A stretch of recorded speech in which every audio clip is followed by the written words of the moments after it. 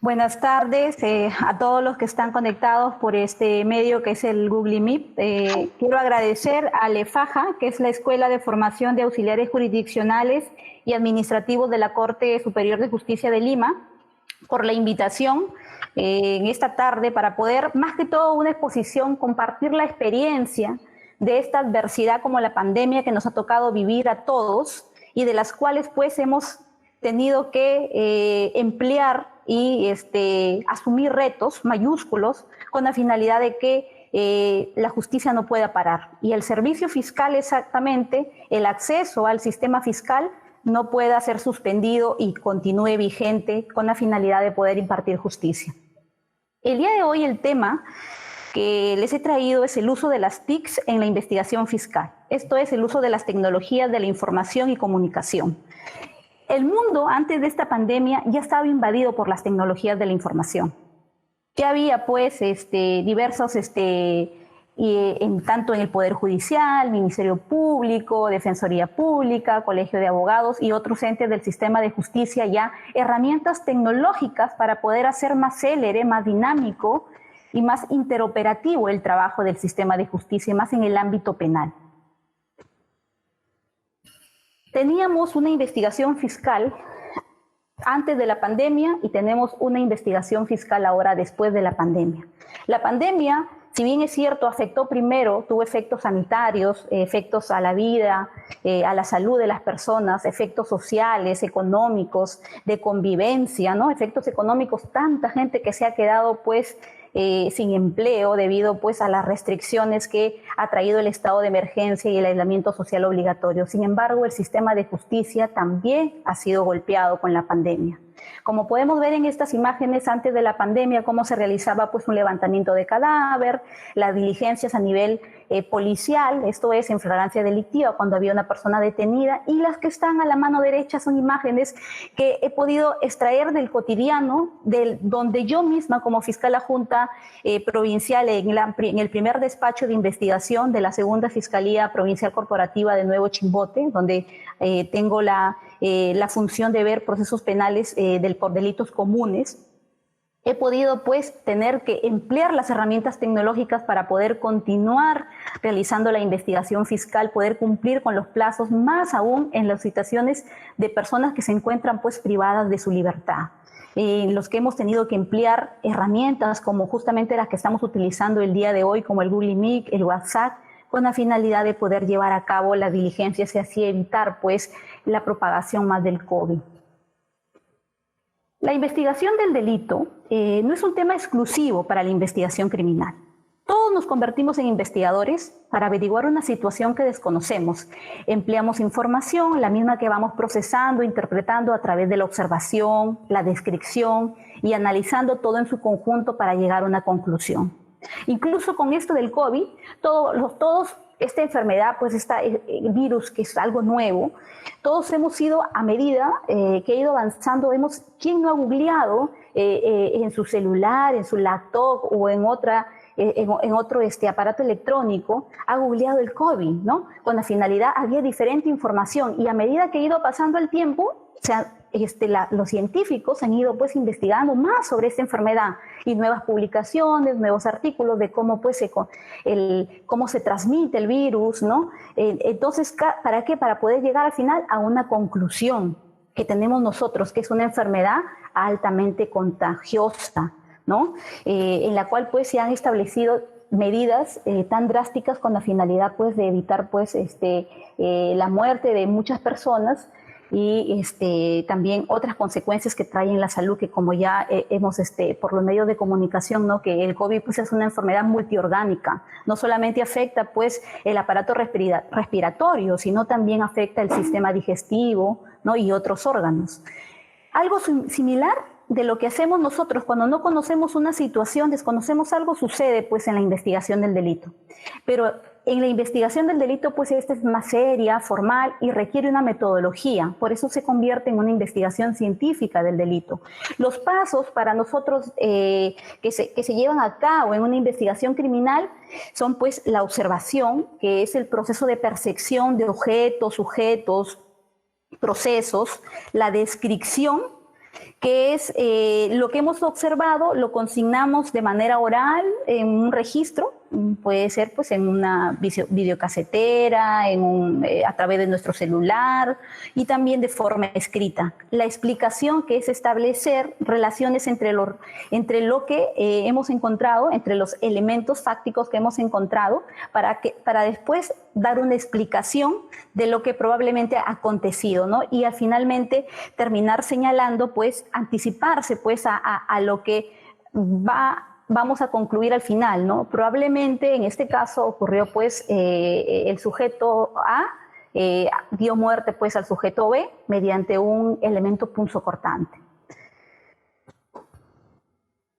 Según el profesor Gonzalo Velandia Cantor, que es este profesor es colombiano, es experto en investigación criminal, criminalística y gerencia de la investigación.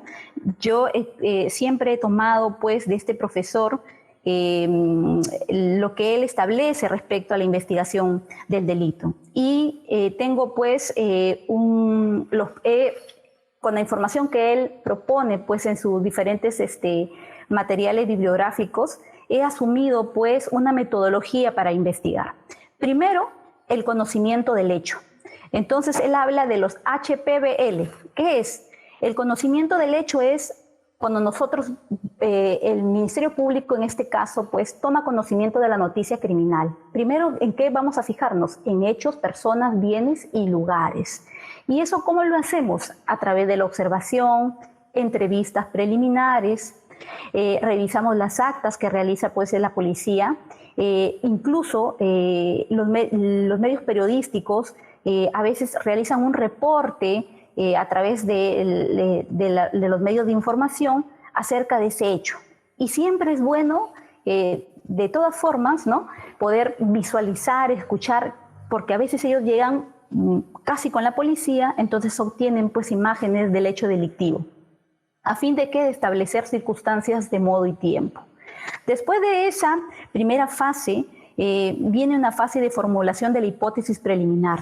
Lo que vamos ahí a diagnosticar es primero para poder determinar cuál va a ser nuestra hipótesis de este caso, que vamos a manejar, si es un hurto, si es un robo agravado, si es un delito de usurpación, ¿no?, si es una apropiación ilícita, si estamos ante una violación sexual mediante amenaza o mediante violencia. Entonces, para poder llegar nosotros a formular una hipótesis, la cual tenemos que finalmente la vamos a validar o la vamos a negar, tenemos primero que verificar casos similares que han existido, ¿no? Cómo hemos actuado frente a esos casos similares. Y también siempre tenemos en cuenta en esta fase la teoría del delito. Porque, como les he señalado, por ejemplo, lo más usual, pues, ¿no?, en los hechos que nos ponen en conocimiento la Policía Nacional es que muchas veces el agraviado confunde mucho el arrebato con la violencia. Con la violencia, pues, grave que señala pues el tipo penal de robo agravado. Entonces es siempre adecuado revisar las actas con la finalidad pues de determinar pues ante qué tipo penal estamos o aproximarnos al más cercano que se adecua a los hechos, se tipifica los hechos para poder de ahí partir hacia la otra fase. Incluso se pueden dar, pues, no solamente una hipótesis, sino se pueden establecer varias hipótesis, porque las hipótesis prácticamente son respuesta a la información comprobable que nosotros vamos a tener. O sea, a mayor información comprobable puede establecerse una hipótesis 1, 2, 3, 4, pero la que tenga mayor información comprobable es la que vamos a poner como hipótesis número 1. Después de ello se realiza pues la fase de la planeación de la investigación y ahí vamos a identificar los vacíos de la información. Imagínense pues que sucedió pues un hecho delictivo y se encontró a una persona en su vivienda pues con una herida de proyectil de arma de fuego. Entonces el vecino de esta persona pues de su domicilio señaló que vio pues a una persona ingresar en el domicilio, ¿no? Entonces ha señalado ello, sin embargo no se tiene pues una información respecto al hecho mismo, o sea no hay un testigo presencial de los hechos. Hay un testigo que refiere que la última persona que ingresó a ese domicilio fue pues Patricia Medina, por ejemplo, o de repente hasta desconoce el nombre, solamente señala características. Entonces, esos vacíos de la información es que nosotros vamos a llenar a través de qué actos de investigación, o los AI, como yo los denomino, qué actos de investigación vamos a realizar. En ese caso, pues, vamos a tener que, de repente, ahí realizar, pues, pericias dactiloscópicas, dactilares, para poder determinar si se ha dejado alguna huella esa persona que ha ingresado.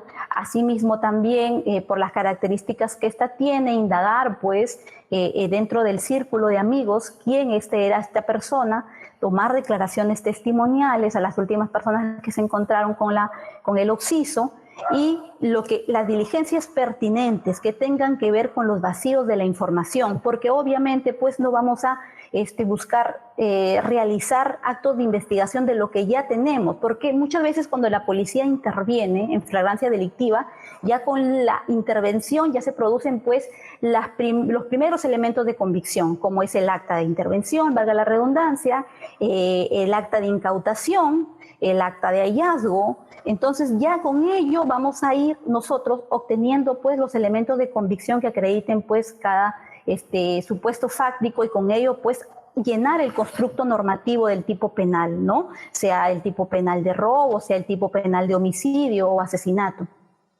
Es aquí justamente en esta fase de planeación de la investigación en donde ahorita al fiscal le corresponde pues determinar pues si es que estos actos de investigación se van a realizar de manera remota o no se van a realizar de manera remota. ¿Por qué? Justamente por esta pandemia, por las restricciones al movimiento que se han dado, con la finalidad de evitar pues los contagios y más muertes de nuestros conciudadanos, es que el Ministerio Público, tanto como el Poder Judicial, viene empleando las herramientas tecnológicas. Ahora, todos los actos de investigación evidentemente pues no se van a poder realizar de manera remota, sino la regla es de manera presencial como lo realizábamos antes. Pero los actos de investigación que se puedan realizar de manera virtual, en estas fases que se van a determinar, no solamente ellos, sino también el tiempo de duración, así como también de qué áreas de la Policía Nacional vamos a necesitar, o de medicina legal. De repente vamos a tener que llamar a OFICRI, que es la Oficina de Criminalística de la Policía Nacional, para que pueda realizar un ITC, que es una inspección técnico-criminal en el lugar de los hechos. O de repente es un accidente de tránsito y se tiene que realizar una inspección técnica en el lugar del accidente, donde ha acaecido pues el siniestro. Y justamente es que esa diligencia, por ejemplo, es una diligencia netamente presencial, donde van a tener que concurrir con sus EPPs, las partes pues con sus equipos de bioseguridad, con la finalidad de evitar cualquier contagio o propagación de esta enfermedad conocida como la COVID-19. Asimismo también de medicina legal, ¿no? Por cuanto a veces se tienen que realizar reconocimientos médicos legales, exámenes de integridad sexual, pericias psicológicas, pericias psiquiátricas, de repente algún examen toxicológico, con la finalidad de poder determinar pues si la persona ha estado pues ha habido consumido algún tipo de sustancia, algún tipo de droga. Después de esta fase viene pues la fase, el desarrollo investigativo, que es muy importante porque aquí pues se trabaja el binomio Ministerio Público con la Policía Nacional. Cuando se dio cuando se promulgó el nuevo código, que ya no es tan nuevo, el Código Procesal Penal del 2004 y que se implementó en el 2006 en Huaura, en el primer distrito que se implementó. Uno de los pilares de este sistema acusatorio con tendencia adversarial es que, como ya sabemos ustedes y de repente hartamente se lo repiten, quien tiene a cargo la investigación, quien es el director de la investigación, quien diseña la estrategia jurídica es el Ministerio Público. Pero tenemos un gran aliado, que es un brazo técnico para el Ministerio Público. Es la Policía Nacional y específicamente pues la sección de investigaciones, además de las diferentes unidades que tiene la Policía Nacional que realizan la labor pues forense, la labor criminalística y que apoyan. Entonces, en este desarrollo de la investigación es donde pues se van a dar los actos de investigación. Incluso con la información que vamos a obtener, porque en el desarrollo de los actos de investigación podemos obtener nuevos datos, vamos a replantear la hipótesis, podemos desechar hipótesis en el caso de que exista pues varias hipótesis como le he señalado, y también a partir de los nuevos datos de investigación podemos pues proyectar otros o disponer otros actos de investigación. Esto es importante, tanto así que el diseño de investigación del Ministerio Público en la práctica es el siguiente. Por ejemplo, yo estuve de turno hace poco tiempo, me llaman por teléfono, el turno es 24 horas, acá se hace el turno semanal, te llama por teléfono a la policía y te pone en conocimiento un hecho delictivo. Entonces, en ese momento tú dispones los actos de investigación que se van a realizar, te constituyes a la comisaría, eso era de manera como se hacía antes de la pandemia, y ahora pues nos constituimos cuando hay pues casos graves y urgentes que ya les voy a explicar más adelante. Entonces, en el cuaderno de providencias nosotros levantamos un acta y disponemos todos los actos de investigación que se realizan. Si estamos ante un delito de violación sexual de una menor de edad, pues vamos como uno de los actos de investigación fundamentales va a ser el examen de integridad sexual de la menor, el hisopado vaginal, dependiendo pues si señala pues la menor que estos hechos se realizaron 24 horas antes, 72 horas antes. Mientras más pronta sea la denuncia a la comisión del hecho delictivo, tenemos más facilidad para poder obtener los elementos de convicción. Entonces, uno de los pilares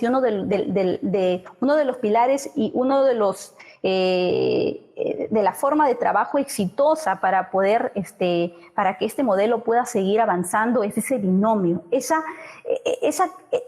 coordinación que tiene que haber entre el agente policial y el fiscal, que tiene que el fiscal dirigir pues qué diligencias se van a llevar a cabo y decirle, pues aquí lo que se va a hacer es esto, y el policía ejecutar, y también el policía, dado el conocimiento que ellos tienen en la investigación del delito, pueden pues incluso en la labor que yo tengo, los policías, doctora, pero acá podemos hacer esto, el otro. Muy bien.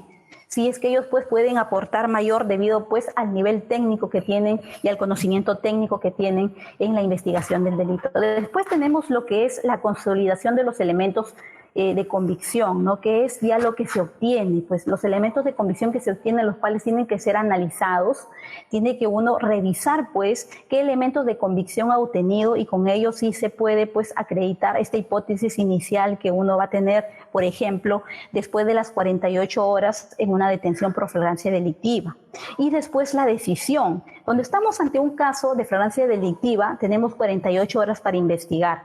Una vez que es como plazo máximo, porque puede ser de que en un plazo menor se pueda tomar una decisión, que puede ser formalizar la investigación preparatoria y disponer, pues, de presentar un requerimiento de prisión preventiva, como también puede ser darle libertad a esa persona, por cuanto pues no existen graves y fundados elementos para solicitar pues una prisión preventiva, o incluso se puede llegar a establecer salidas alternativas de la acción penal, como se dan en los casos pues delitos que tienen penas menores de 4 años, o que se cumplen pues los presupuestos del artículo 2 del Código Procesal Penal, que establece pues estas salidas alternativas como el principio de oportunidad o acuerdo reparatorio.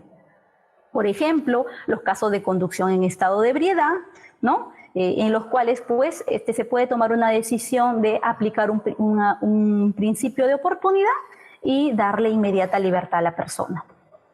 Entonces, como les he señalado, pues este presunto delito que se puede dar pues con una detención en flagrancia delictiva o en libertad, cuando se da pues en flagrancia delictiva, sabemos que la flagrancia delictiva dura 24 horas, pero por una reforma constitucional se estableció que el plazo de detención por flagrancia era en delitos comunes es 48 horas, en delitos pues de terrorismo, espionaje, tráfico ilícito de drogas, puede durar hasta 15 días como plazo máximo. Y después de esto, ¿qué podemos hacer?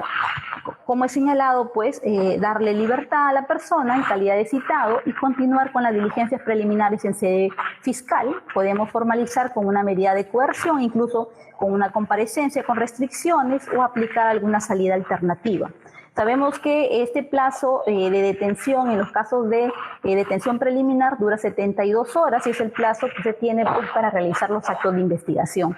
Si en el turno fiscal se presenta una denuncia contra una persona y no estamos ante un caso de flagrancia delictiva, la respuesta del Ministerio Público es distinta. Por ejemplo, en estos casos se realizan también los actos de investigación urgentes e irreproducibles, porque siempre lo que se agota o se realiza pues una vez presentada la denuncia son actos urgentes e irreproducibles y que tienen como finalidad acreditar la existencia del hecho y además también la identificación del autor o autores. Entonces, con esta información pues se remite después todos estos actos de investigación a la Fiscalía y se puede disponer pues una apertura de diligencias preliminares, se puede archivar la investigación, también se puede disponer la intervención de la Policía Nacional para que ellos realicen la investigación, continúen con la investigación preliminar, ¿no? Que dura 60 días y que puede ser ampliado por 60 días más con la finalidad de que puedan identificar al autor, autores, coautores o partícipes pues, de un hecho pues, criminal. Así como también se puede pues, formalizar de inmediato, no es una obligación de que se tenga pues, ante los actuados que remite el informe policial con los actos de investigación, la Policía Nacional, que se tenga pues, que aperturar diligencias preliminares. Se puede formalizar, hasta incluso se puede incoar proceso inmediato y también se puede citar a salidas alternativas de la acción penal. Pero vamos a qué sucedió. Esto era antes, todo lo que les he explicado con algunos matices que ya les he ido introduciendo de lo que es pues, después del 15 de marzo. ¿Qué sucedió después del 15 de marzo del 2020 en el Perú? Y esta fecha yo la voy a recordar mucho. ¿Por qué? Lo que pasa es que el turno de nosotros comenzaba el 16 de marzo y duraba 7 días. Comenzaba el 16 de marzo a las 8 de la mañana y pues después de 7 días lo teníamos que entregar a las 8 de la mañana. El turno ya entraba otro despacho en turno. Entonces yo recuerdo mucho porque el domingo, cuando el presidente de la República declaró en estado de emergencia y dispuso el aislamiento social obligatorio, no había toda la información que hay ahorita. No se habían establecido, no se habían dispuesto todos los mecanismos que el día de hoy existen para poder afrontar una investigación fiscal, para poder investigar y continuar realizando pues, nuestro trabajo por parte del Ministerio Público, igual del Poder Judicial. E incluso en ese momento, como se generó un pánico, no se podía en ese momento...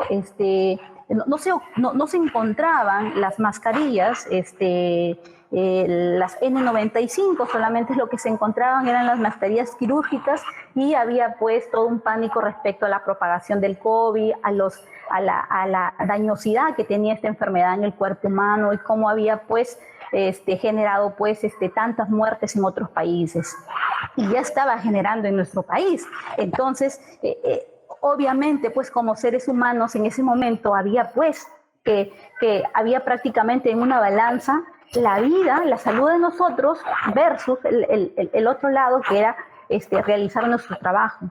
Y los fiscales que estábamos en ese momento realizando el turno, pues en ese momento teníamos esa preocupación, ¿no?, de cómo afrontar esta situación, más aún cuando una de las medidas era evitar el contacto con las personas, no encontrarse en lugares hacinados.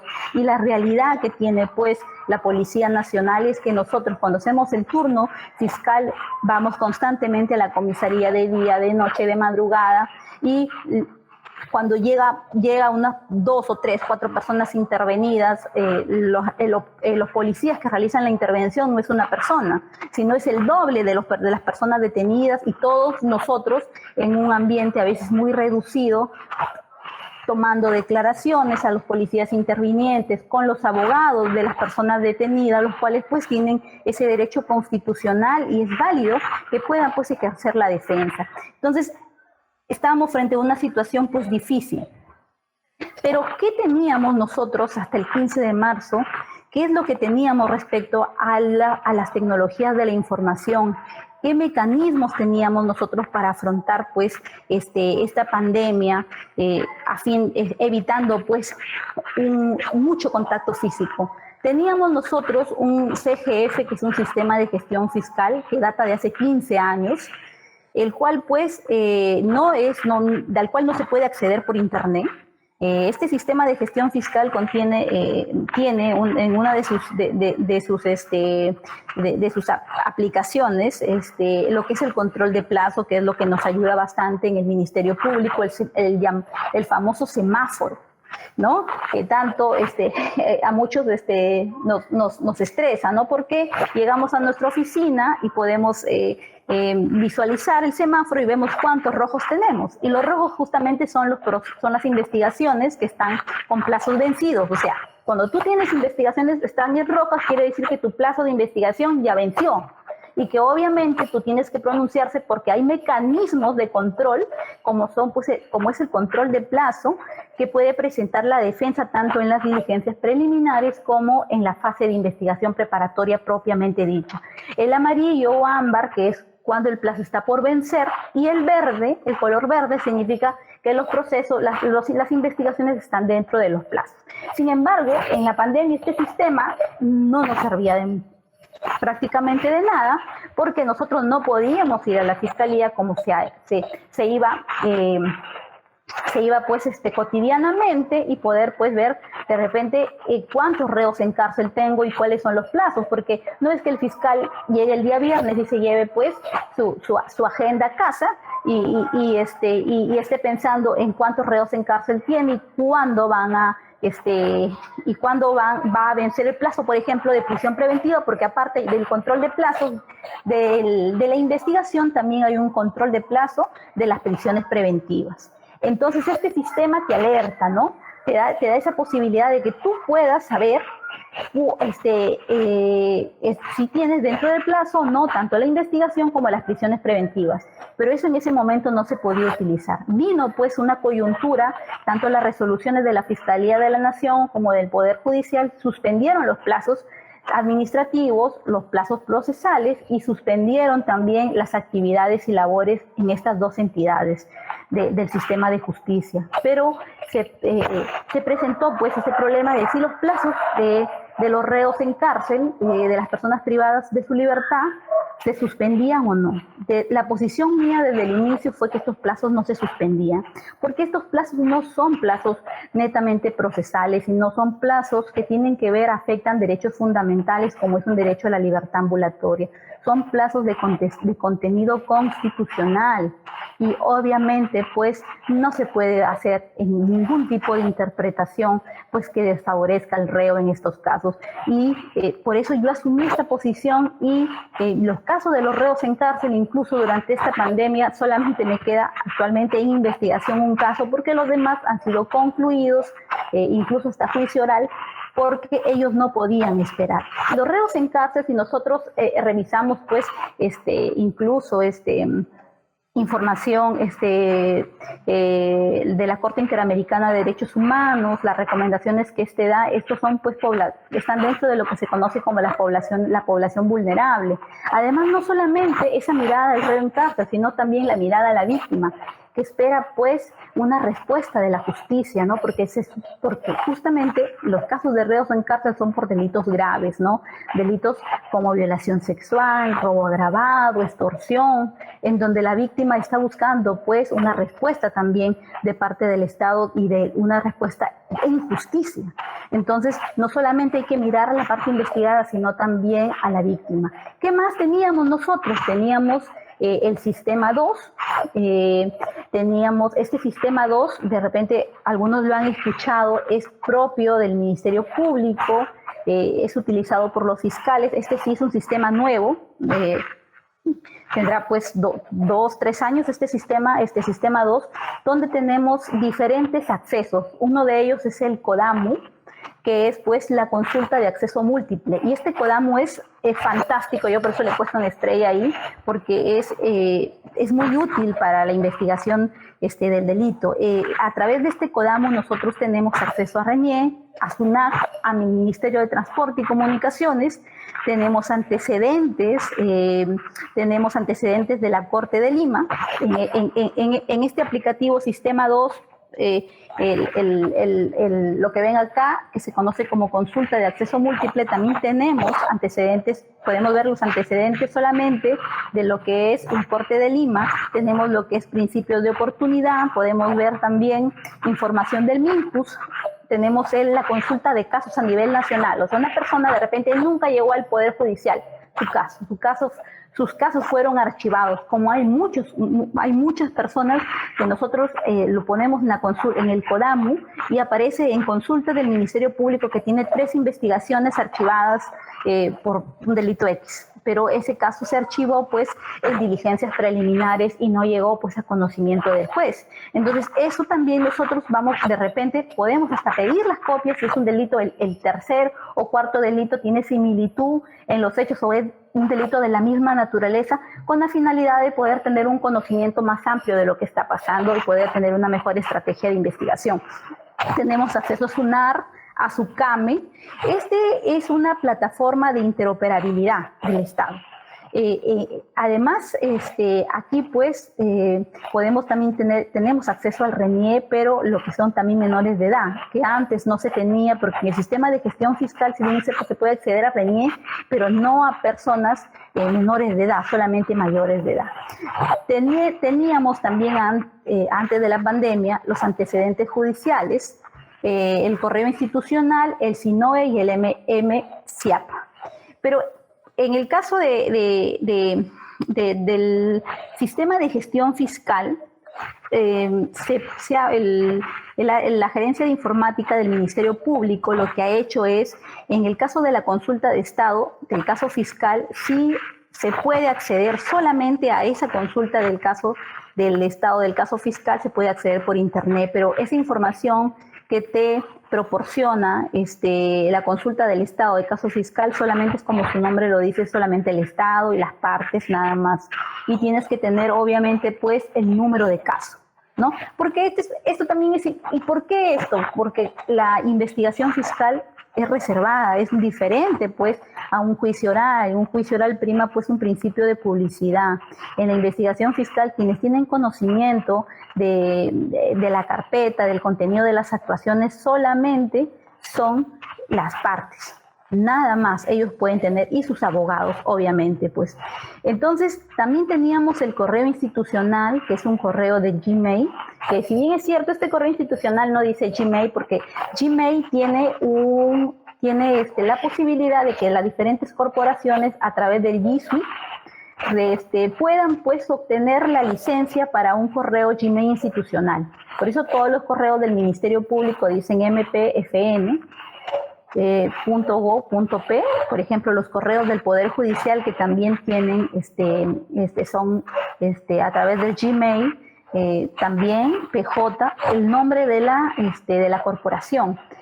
Estos correos tienen 3 licencias diferentes, que es la básica, la business y la enterprise. Actualmente el Ministerio Público tiene la licencia, el plan de licencia es business, que te permite, como pueden ver ahí, hay diferentes opciones, lo que se conoce como la nube, que es el Drive, el calendario, Y estas herramientas nos están sirviendo bastante para lo que es la realización de los actos de investigación a través del Google Meet, porque nos permite agendar una actividad, esto es crear pues un enlace con fecha, hora, respecto a para poder a través de este medio recibir una declaración testimonial o recibir la declaración de la gravedad o realizar un acuerdo de reparatorio, un principio de oportunidad. Y en el calendario quedan establecidas todas las diligencias que se van a realizar, que tú has creado, que tú has organizado. E incluso 10 minutos antes de la diligencia, si tú tienes este Gmail, este correo Gmail, lo tienes en tu celular, también te llega un mensaje avisándote de que en 10 minutos va a comenzar tu reunión por Gmail. Entonces, esta es una gran herramienta que teníamos incluso antes de la pandemia, pero los fiscales no la conocíamos. Yo recuerdo que he revisado justamente ello por el Drive más que todo, porque tenía la costumbre de guardar información en la nube, porque ahí la información pues es más difícil, no se pierde. Entonces tengo información de hace muchos años en la nube, tanto del correo del Hotmail como en los correos que tengo de Gmail. Entonces teníamos herramientas, pero no las utilizábamos. Incluso yo actualmente me encuentro realizando una investigación para la Universidad de Jaén de España, referente al uso de las herramientas tecnológicas en la investigación del delito, y en la información que he solicitado al Ministerio Público he pedido que me señalen cuántos actos de investigación estuvieron programados del 16 de marzo hasta el 30 de septiembre de este año. Sin embargo, me dicen que esa información no me la pueden dar porque es una información inexacta, debido a que los fiscales, y hago mea culpa ahí, debido a que los fiscales no agendan sus diligencias en valga la redundancia, en la agenda virtual que nosotros tenemos pues en el sistema de gestión fiscal. Entonces, ello no se puede medir. ¿Por qué? Porque así como el Poder Judicial ha señalado que ha perdido pues han tenido que reagendar miles de audiencias, también ha sucedido esto en el Ministerio Público. Imagínense que desde el 15 de marzo hasta la fecha, pues prácticamente ha pasado medio año en que todos estos actos de investigación se van a tener que volver a reprogramar. Asimismo, también por parte del Ministerio Público teníamos otras herramientas tecnológicas que también ayudaban al trabajo antes de la pandemia.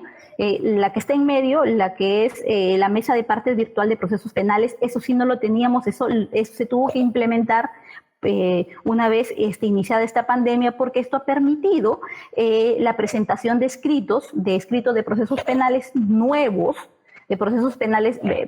Cuando tú recién formalizas una investigación preparatoria, pues es un caso nuevo y se ingresa a través de lo que se conoce la mesa virtual de procesos penales. Teníamos el SINOE, que era la casilla electrónica.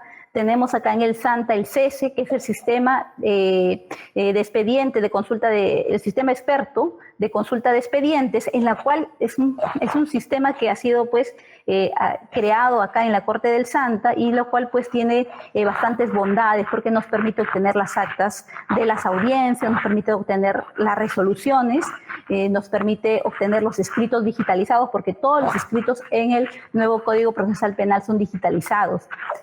Nos permite consultar los principios de oportunidad que tiene la persona, nos permite consultar también si el sentenciado, en este caso una persona que ya está condenada, si está cumpliendo con la firma mensual en el caso de las penas condicionales o la reserva del fallo condenatorio.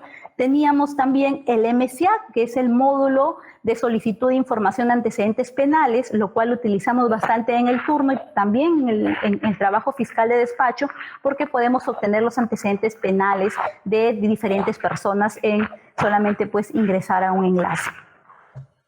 Entonces, teníamos herramientas. El Ministerio Público está caminando hacia la utilización cada vez más de las herramientas tecnológicas para poder obtener un trabajo más eficiente y eficaz en la investigación. Sin embargo, todavía falta mucho camino que recorrer, y también el Poder Judicial pues nos lleva bastante delantera, por cuanto pues ellos, con el famoso eje que es el expediente judicial electrónico, pues que han ido implementando, no en penal sino en otras materias como laboral, contencioso administrativo, derecho mercantil. Sin embargo, pues brinda un mejor acceso al sistema de justicia a través de estas herramientas. Pero la diferencia entre estas dos entidades del sistema de justicia es bastante, por cuanto el fiscal no solamente interviene en las audiencias. Cuando comenzó la pandemia, los jueces seguían en los reos en cárcel programando las audiencias, nos conectábamos a través de este medio que es el Google Meet, y hemos continuado llevando audiencias de reos en cárcel o audiencias pues de casos que por algún tipo de repente eran casos urgentes, casos graves, en donde se convenía con las partes y se realizaba la diligencia. Requisitoriados, procesos de habeas corpus, ¿no? Eso ha continuado. Las resoluciones del Poder Judicial y del Ministerio Público han sido claras en señalar que en esos casos el trabajo ha continuado, incluso el turno y posturno nunca paró, ¿no? Entonces, justamente se ha tenido que emplear en ese espacio de la función fiscal pues las herramientas tecnológicas. Tenemos en la función fiscal 3 campos, es muy amplia, es muy compleja lo que es la investigación, lo que les he estado señalando anteriormente. Tenemos el trabajo de despacho fiscal, que es la proyección de las disposiciones, de las providencias y los requerimientos, y tenemos la intervención de audiencias. O sea, el trabajo del fiscal no es solamente ir a la audiencia y presentar su caso y demostrar, acreditarlo a través de la actuación probatoria, sino también es previo a ello, y considero que la parte más complicada, más trabajosa para el fiscal es justamente la investigación, ¿no? Entonces se dieron, en este contexto de la pandemia, se dieron por parte de la Fiscalía de la Nación sendas resoluciones. La primera fue la 588 del 2020, que suspendió las labores y actividades en el Ministerio Público, suspendió los plazos procesales, los plazos administrativos. Después se emitió la resolución corrida 00010 del 2020, que fue del Consejo Ejecutivo del Poder Judicial, del 17 de abril de este año, en el cual esta resolución es, cuando yo reviso y se publica esta resolución, para mí, justamente es donde en mi cabeza, porque estaba justamente con todo esto, yo tenía varios reos en cárcel cuando se inició la pandemia, y la preocupación mía era de que no se venzan los plazos y que estas personas no estén privadas de su libertad, así como las víctimas que están reclamando una sanción, que están reclamando justicia, según su pretensión, no se vean afectadas con esta situación. Entonces, era cómo voy a continuar, mediante qué medios voy a continuar la investigación fiscal, porque una vez que el caso está, pues, que ya se presentó el requerimiento de acusación o el requerimiento de sobreseimiento, el requerimiento mixto, ya el Poder Judicial programará la audiencia, y pues ya serán audiencias que esta institución tiene los mecanismos, ¿no? Cuenta con mayores mecanismos que nosotros para poder garantizar, ¿no? La continuidad del proceso penal. Sin embargo, esta resolución del Consejo Ejecutivo, ¿qué hizo? Recomendó a los jueces a nivel nacional merituar durante el estado de emergencia los actos de investigación en los cuales participe el fiscal, los abogados, sean defensores públicos o sean abogados privados, participen de forma virtual aplicando los medios tecnológicos, sin perjuicio, señaló, sin perjuicio de determinar si se cumplen o no el grado de suficiencia exigido y su eficacia probatoria en las distintas etapas del proceso penal.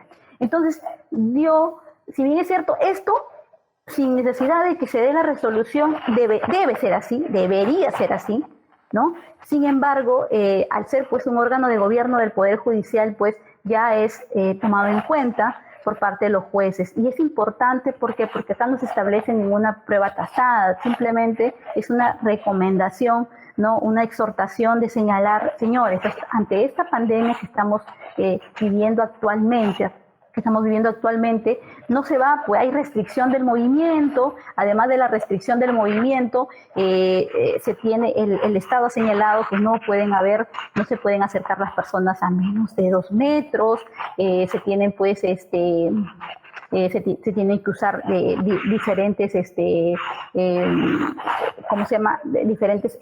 diferentes EPP con la finalidad de poder evitar pues la propagación del virus, y debido a esta circunstancia excepcional es que la investigación va a emplear herramientas tecnológicas, y por ese hecho de emplear las herramientas tecnológicas no se va a descartar pues el acto de investigación, sino lo que se tiene que valorar es su contenido, y ello es consonante con el artículo 158 del Código Procesal, que establece la valoración de la prueba y establece justamente que la prueba se valora bajo las reglas de la lógica, la ciencia y las máximas de la experiencia, ¿no? Lo que se conoce como el sistema de valoración de la sana crítica.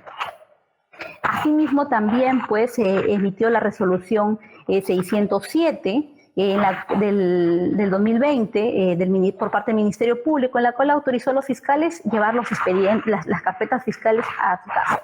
En realidad esto también fue un paso del Ministerio Público a decir, vamos a comenzar pues el trabajo remoto, ¿no? No es que, porque obviamente pues durante esta pandemia todos hemos seguido cobrando nuestro sueldo, los fiscales, los jueces, y no es que estemos en nuestra casa, es una situación excepcional, si bien es cierto, sin embargo, el trabajo debería pues adecuarse a esta situación y continuar. Y ello pues lo ha tenido pues como principio la Fiscalía de la Nación, que autorizó pues que se puedan llevar las carpetas al domicilio con la finalidad de poder avanzar. Asimismo, después se emitió la resolución 610-2020, que es una resolución en la cual pues el órgano de gobierno máximo del Ministerio Público señala, pues autorizar, dice, a nivel nacional a todos los fiscales a utilizar las herramientas tecnológicas en las diversas diligencias fiscales, siempre pues garantizando el derecho de defensa y el debido proceso. Ya con esto dio puerta abierta pues a los actos de investigación mediante el uso de las herramientas tecnológicas. Que yo recuerdo que en el 17 de abril de 2020 yo ya me encontraba realizando audiencias virtuales, porque como yo les he señalado, esa semana que vino del turno, yo aparte del turno tenía continuación de juicio de reos en cárcel. Entonces con los jueces se empleó pues, ellos tenían una plataforma, el Poder Judicial tiene pues plataformas virtuales propias, y a través de esas plataformas virtuales propias pues se garantizó pues la secuencia del proceso penal. Después de esta resolución vino el oficio circular 18-2020, que también pues estableció pues que se debía continuar a través de las herramientas tecnológicas la investigación del delito.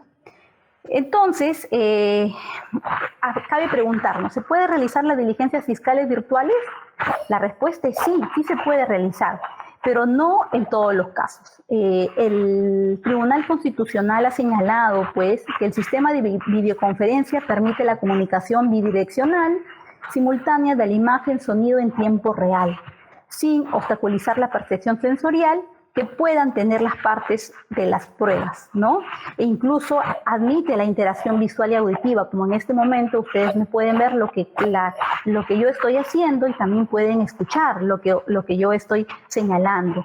Entonces, ya había un pronunciamiento incluso del Tribunal Constitucional que no, en la cual señalaba que a priori, pues, el sistema de videoconferencias no lesiona el principio de inmediación. Más aún, si se fijó en 4 puntos: interacción de las partes, esto a través de las tecnologías de la información como el Meet, el Zoom u otras, o el WhatsApp, se permite pues interacción de las partes, contradicción, la observación del lenguaje no verbal, del verbal, y la comprobación de la identidad del declarante. Entonces, pero ¿en qué actos de investigación se pueden realizar vía remoto?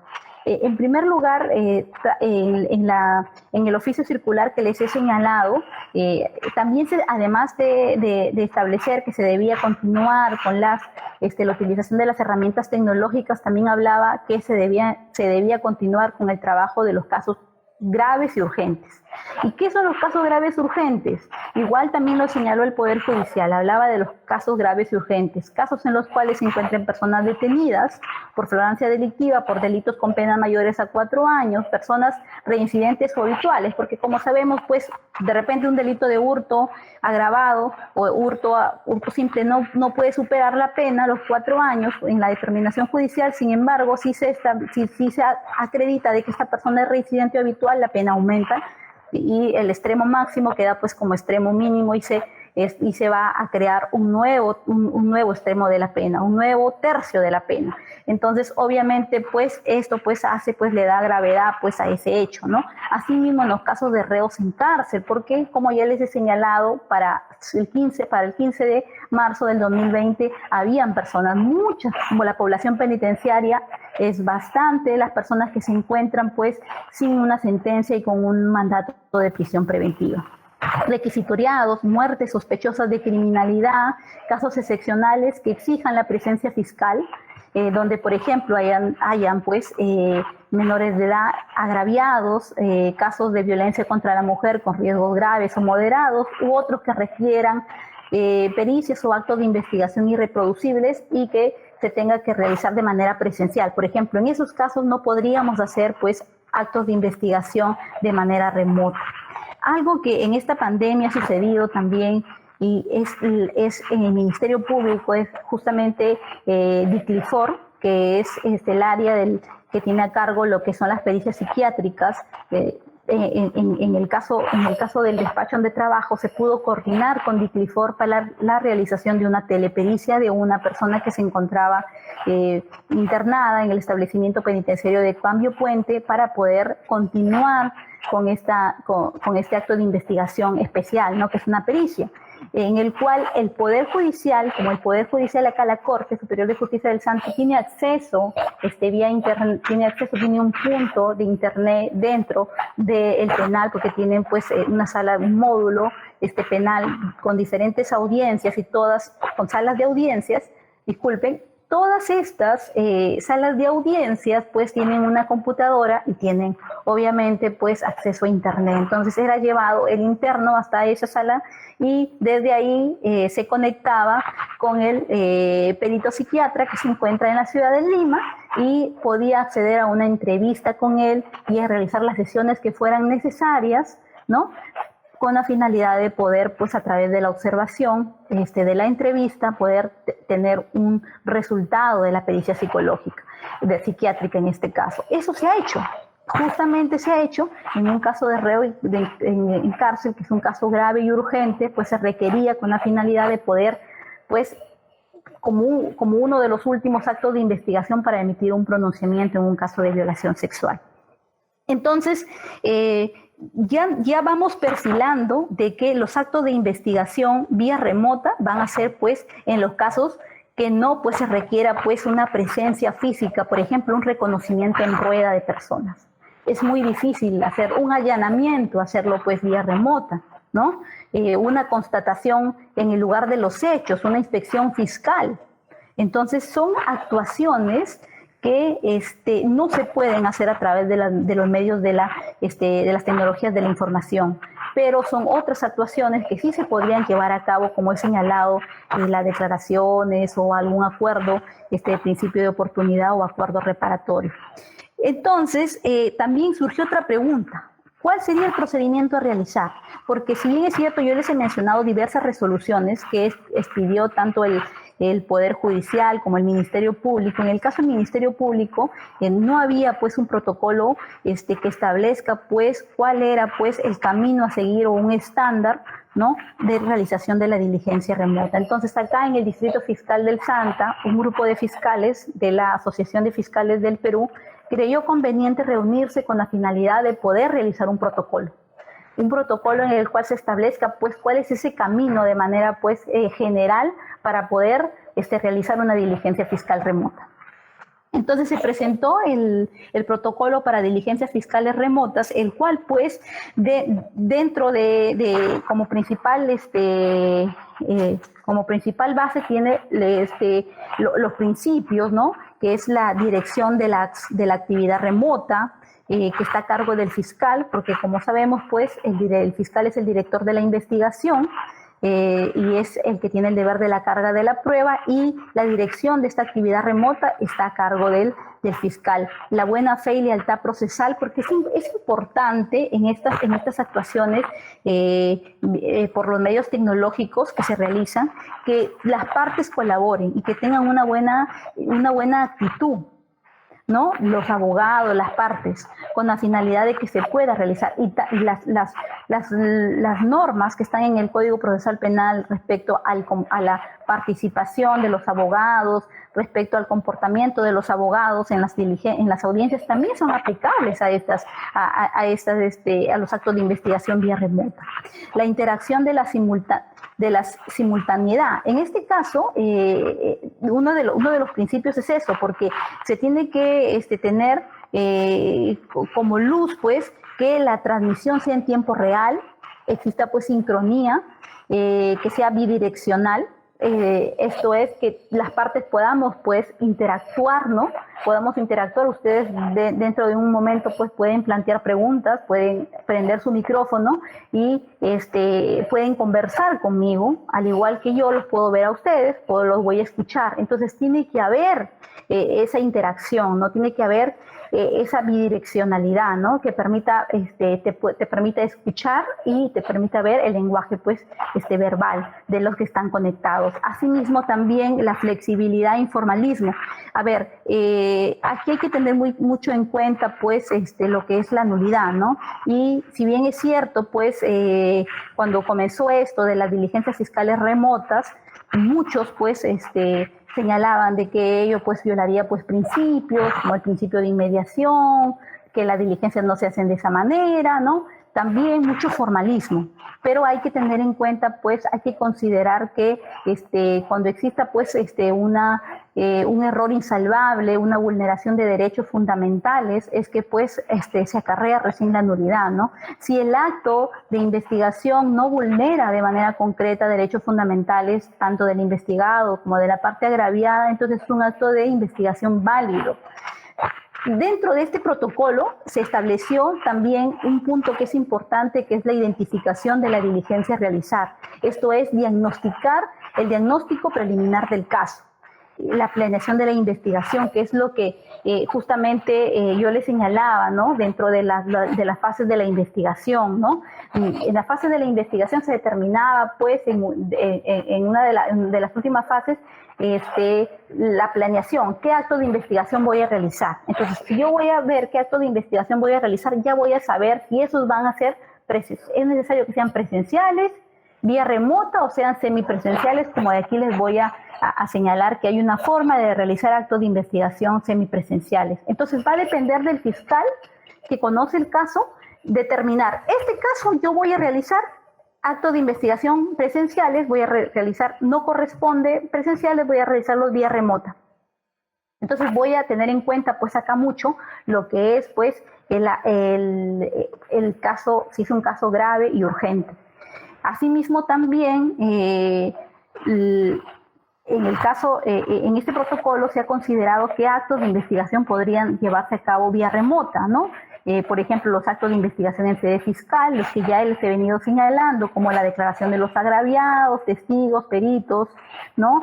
Principios de oportunidad, acuerdos reparatorios, siempre, incluso la declaración del imputado. Yo la semana pasada realicé, pues, en un caso de omisión a la asistencia familiar en la modalidad de incumplimiento de obligación alimentaria, realicé la declaración de la agraviada, la declaración del investigado y su principio de oportunidad.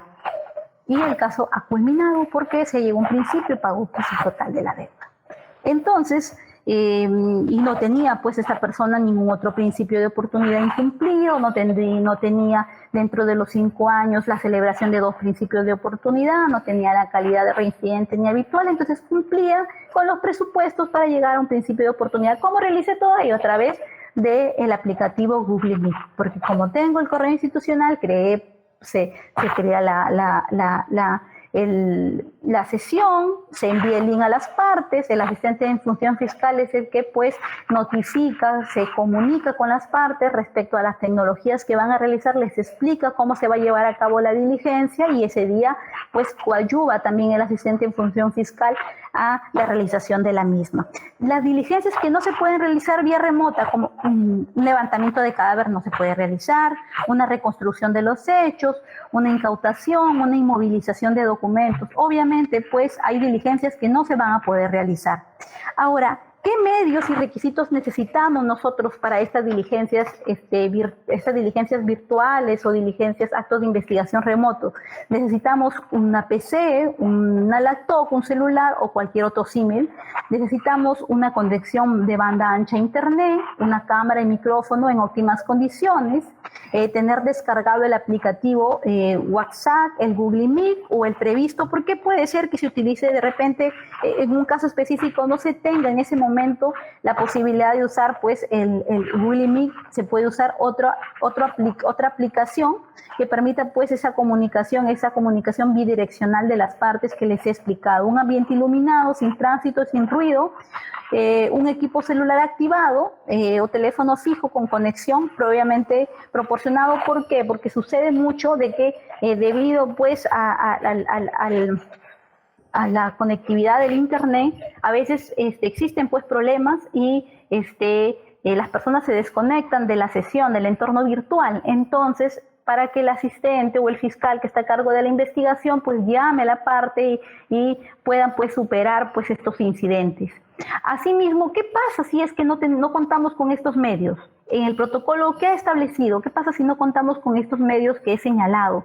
El órgano fiscal va a coordinar con la Policía Nacional, con las comisarías, ¿no? De las comisarías de repente del más cercana al domicilio de la persona que va a rendir su declaración, con la finalidad de que se pueda acercar a la comisaría y incluso a través, con este apoyo de la Policía Nacional, el acto de investigación, para muchos que cuestionan pues que sea vía remota porque no se sabe si a la persona que está declarando le puedan estar pues facilitando información, puede estar revisando algún libreto, ¿no? La Policía Nacional, si la persona va a la comisaría, le da las facilidades y el policía daría fe de que la persona ha venido con su DNI, que la persona ha estado sentada en el escritorio, en tal ambiente de la sección de investigaciones, del grupo tal, y no ha tenido nada a la mano, ¿no? Incluso este tipo de mecanismos se está utilizando, por ejemplo, en otros países, ¿no? En Chile hay bastantes cuestionamientos de los defensores públicos respecto a las audiencias virtuales, ¿no? Porque señalan de que en el juicio oral, pues, podría ser para las audiencias preliminares, pero no para la actuación probatoria, donde se requiere una mayor inmediación y que objetan mucho el entorno del testigo, en que pueda ser pues de alguna manera adiestrado para rendir su declaración en juicio. Y ellos lo que hacen es que muchas veces el testigo esté con el carabinero y el carabinero pueda dar fe de que esta persona no tiene ninguna ayuda a memoria, ningún documento que pueda pues alterar o adiestrar pues su declaración. También se puede coordinar con el Centro de Emergencia Mujer, eso sí lo he tenido durante esta pandemia. El Centro de Emergencia Mujer coordina de repente en los casos de violencia contra la mujer y los integrantes del grupo familiar que en esta pandemia de sobremanera han aumentado.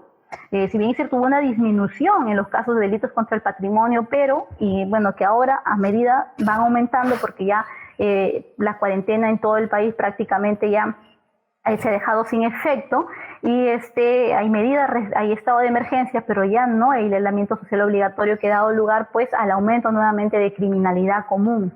Ahora, entonces el Centro de Emergencia Mujer coordina a través de su equipo multidisciplinario con la finalidad de que la parte agraviada concurra bien al CEN o ellos van hasta el domicilio de la víctima con la finalidad de poderle prestar pues las herramientas tecnológicas para realizar las diligencias. Asimismo, también la Unidad de Víctimas y Testigos del Ministerio Público viene realizando esta función actualmente. El Ministerio de Justicia y Derechos Humanos, no nos olvidemos que la defensa pública no solamente es para los investigados, sino también para la parte agraviada. Otros organismos como el CAN, el Centro de Atención Mujer, los colegios de abogados. Yo considero de que ya los colegios de abogados debieron emitir algún pronunciamiento, alguna implementación de las tecnologías de la información para los abogados. Los abogados también se han visto perjudicados, porque el abogado libre justamente obtiene sus ingresos a través de la representación, de la defensa que realiza, y prácticamente pues el Ministerio Público, Poder Judicial solamente se han focalizado su trabajo solamente en lo que son pues casos graves y urgentes, y ellos pues han tenido que también limitar su trabajo, e incluso muchos de ellos también no han tenido pues han tenido pues repercusiones en su economía debido a que no ha habido pues no ha habido pues de manera ordinaria pues la actividad judicial y fiscal que hay siempre. Y dentro de estos otros organismos también el Poder Judicial. No lo he considerado, pero este material se hizo justamente para hace un mes aproximadamente, que tuvimos acá en el Distrito Fiscal del Santa una asamblea con todos los fiscales donde se aprobó este protocolo, en el cual se escucharon las observaciones, cuestionamientos que se tenían, pues que se habían al protocolo, y se buscó pues llegar pues a una solución armónica respecto a las disposiciones que se están aplicando en ese distrito fiscal, y que incluso han servido de modelo para otros distritos fiscales, porque otros distritos fiscales mucho han considerado la forma como estamos nosotros trabajando, incluso LEISP, este portal jurídico, una simulación de acto de investigación remoto, donde justamente participo en calidad de abogada de la defensa técnica del investigado, se ha colgado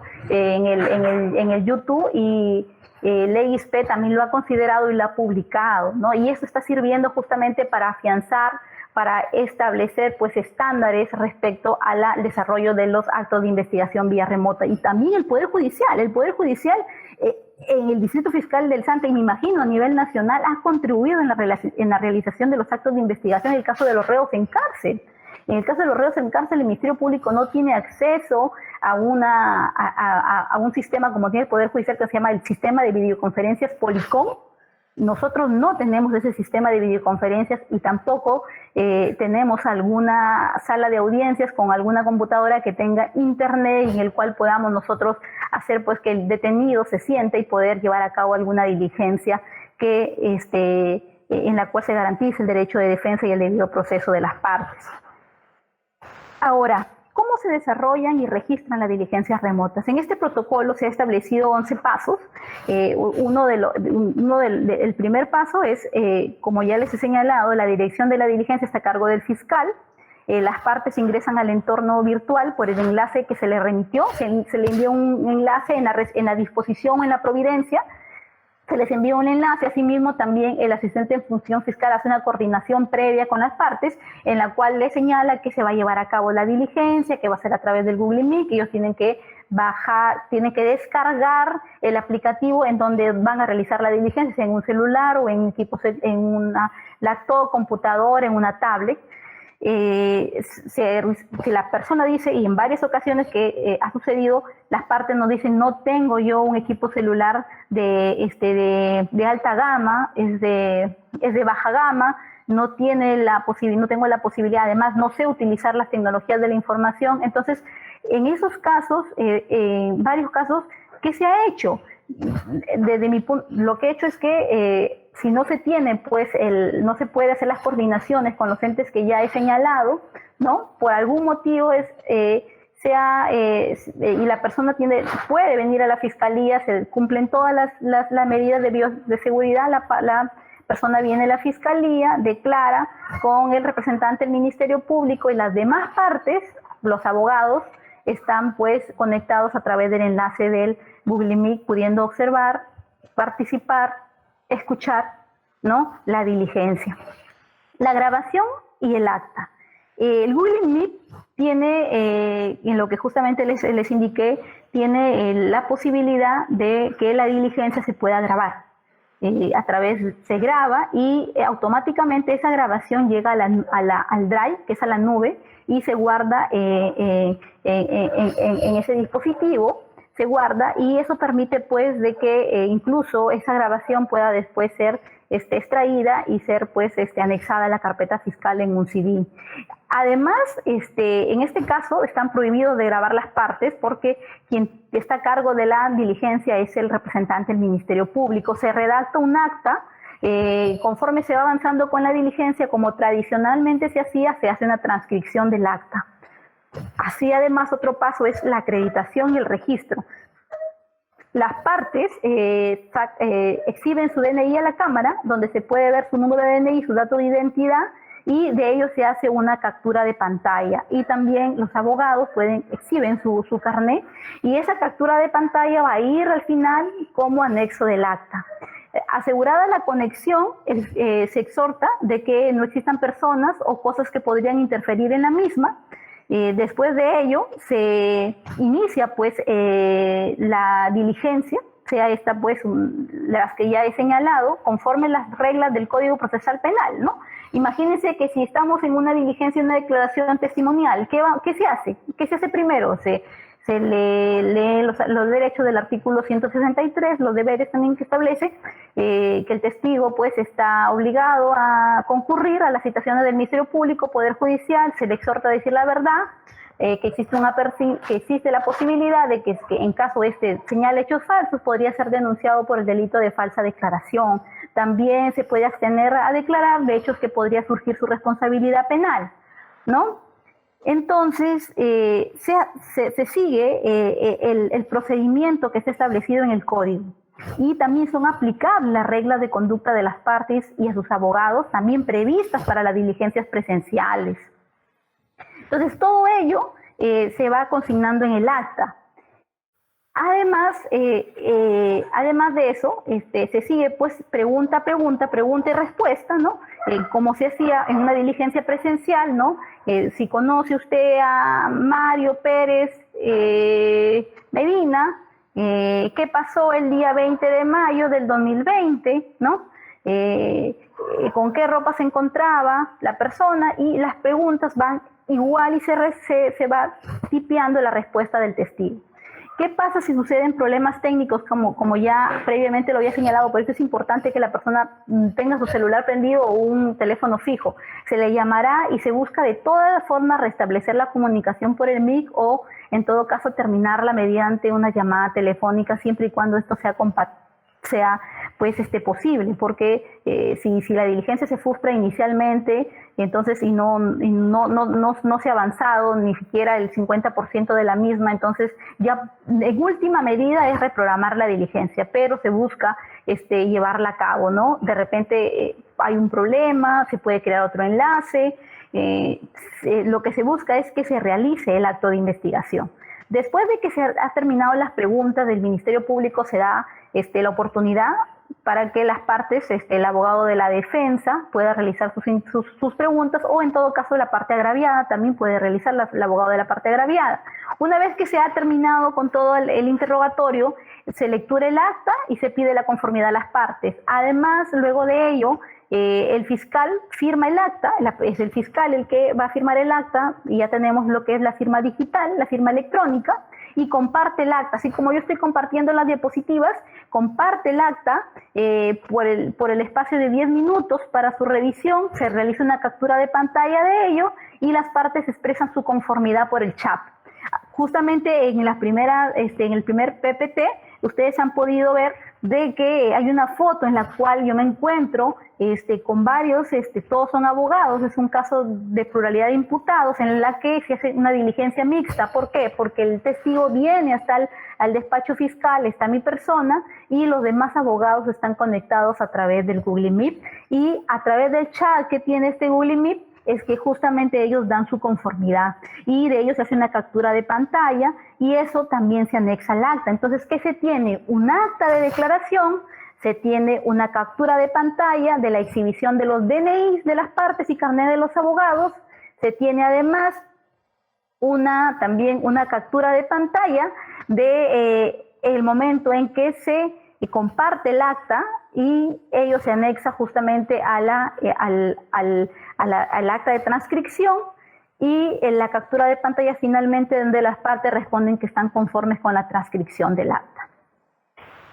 Como ya les he señalado, se dan pues diligencias presenciales, diligencias remotas, pero ¿qué pasa ante situaciones en las que se puede llevar a cabo una diligencia semipresencial? O sea, para alguna de las partes, como podemos ver acá, se da una actividad presencial y para otras se da una actividad remota. En este caso, un testigo está en la fiscalía y ahí está la representante del Ministerio Público recibiendo su declaración, y los abogados, estamos ante un caso de pluralidad de imputados, ¿no? Y justamente por estas medidas de la distancia que debemos tener para evitar el contagio y la propagación del COVID, es que imagínense, si tenemos en un caso pues 5 investigados, van a ser 5 abogados, ¿no? Obviamente. Entonces, o puede ser también que un abogado defienda a las 5 personas o de repente a 3 personas. Sin embargo, en este caso hipotético y que se ha presentado, había una pluralidad de defensas. Entonces, evidentemente ellos incluso pedían, no, doctora, ¿cómo vamos a ir? Yo soy una persona que tengo hipertensión, tengo esta condición, ¿no? Entonces, vamos a llevarle la diligencia vía remota, con toda la seguridad, con toda la formalidad, con todo lo que corresponda conforme ya les he indicado. Entonces, acá se puede ver, ¿no?, que la representante del Ministerio Público va a recibir la declaración de este testigo y se realiza el procedimiento que ya les he señalado, y aquí, pues, quien va a dar fe de la identidad, de que esta persona no se encuentre, pues, como usualmente se hacía antes, con algún tipo de documento que le pueda, pues, señalar qué es lo que va a indicar, va a ser justamente el fiscal, ¿no? Y esta acta va a ser firmada por el testigo y o el agraviado o el imputado. En este caso sería difícil que sea el imputado, porque si no tendría que estar pues abogado defensor, que solamente en casos delitos que no implican, que no tienen mayor complejidad, es que podemos llevar a cabo las declaraciones de los imputados mediante esta vía. Entonces se le denomina esto la diligencia semipresencial o la diligencia mixta. Que esto justamente se realiza a nivel del turno fiscal, porque en el turno fiscal, en la mayoría de distritos fiscales de los que he estado realizando mi investigación, es que los fiscales están trabajando de esa manera, ¿no? En casos en los que, casos sencillos, casos en que las partes acuerdan pues realizarlo a través de la vía remota, el agraviado está presente con su abogado, el efectivo policial, y a través de la utilización del WhatsApp.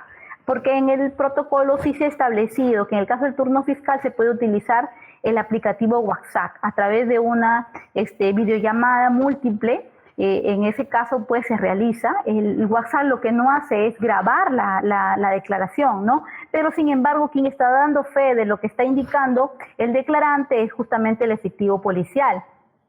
Y se hace una captura de la llamada, y también en casos que llevo realizando muchas diligencias, he llevado a cabo muchas diligencias por WhatsApp en el turno de casos sencillos, en los cuales además en el WhatsApp tiene la posibilidad de poder ver el registro de la llamada, la duración de la llamada. Eso también le estoy haciendo una captura de pantalla y se anexa pues al acta terminada. Además, las partes envían un acta de participación mediante videollamada, en la cual indican que participaron. Bajo esa modalidad le envían al efectivo policial que está a cargo. Entonces, a nivel del turno fiscal, muchas se está llevando en casos en los cuales no reviste pues mayor problema este tipo de diligencias, e incluso los defensores públicos también participan desde su domicilio o del lugar donde se encuentren, teniendo en consideración el ambiente, que debe ser un ambiente iluminado, sin ruido, sin tránsito de personas.